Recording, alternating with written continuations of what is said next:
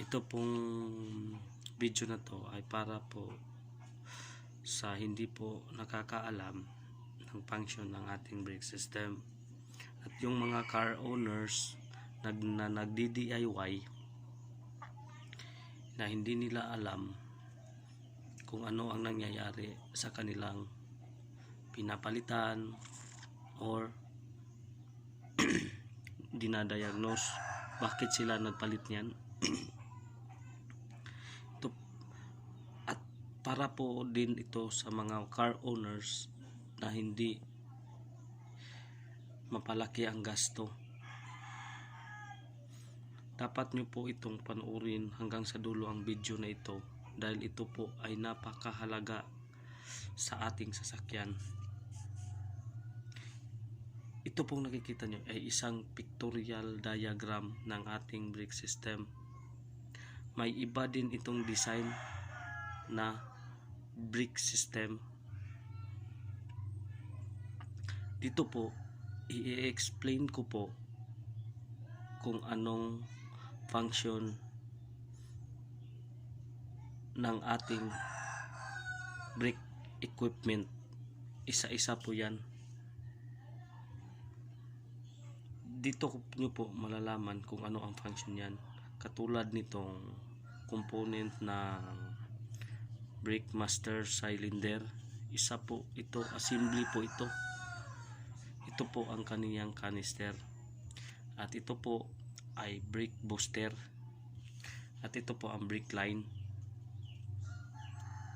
sa harapan, at ito po ang brake line sa likuran.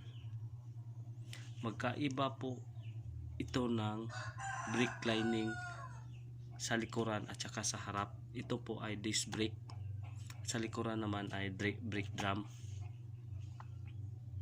Kadalasan lang pong masisira ng ating mga brake or pinapalitan ito pong brake lining sa likuran at saka sa harapan. Depende po yan sa gamit nyo ng iyong sasakyan. Ito pong brake lining dito sa likuran, may adjuster po ito na nag-a-adjust sa sarili niya para pag manipis siya, nag-a-adjust siya. Dapat tama din ang pagkabit niyan para makonsume nyo talaga yung brake lining nyo. Dito ko magsisimula kung ano ang gamit nitong brake cylinder master. Itong pong brake cylinder master, ang gamit po ito ay nagpupush po siya ng oil papunta sa brake line niya. Ito pong brake master, kadalasan pong sira dito yung napupunit po sa loob ang rubber niya, or lumalabas na po yung oil niya papuntang brake booster. Pag nakita niyo po na umuunti-unti na itong oil nito, lumiliit na ito, dito po minsan ang sira sa brake master, pag walang tagas dito sa kanyang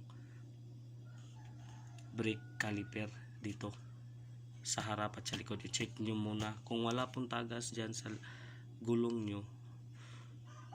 Dito po nagmumula ang tagas papuntang brake booster. Tinatapon niya po sa brake booster. At ang symptoms po nito pag dito sa cylinder head master, so pag sa gasoline yung sumusigop nito, itong brake booster nito may sumusigop po dito na vacuum. Itong booster vacuum. Pag may maputi na pong usok sa likuran nyo at nawawala na, lumiliit po itong brake fluid nyo dito sa canister, ang problema po niyan ay itong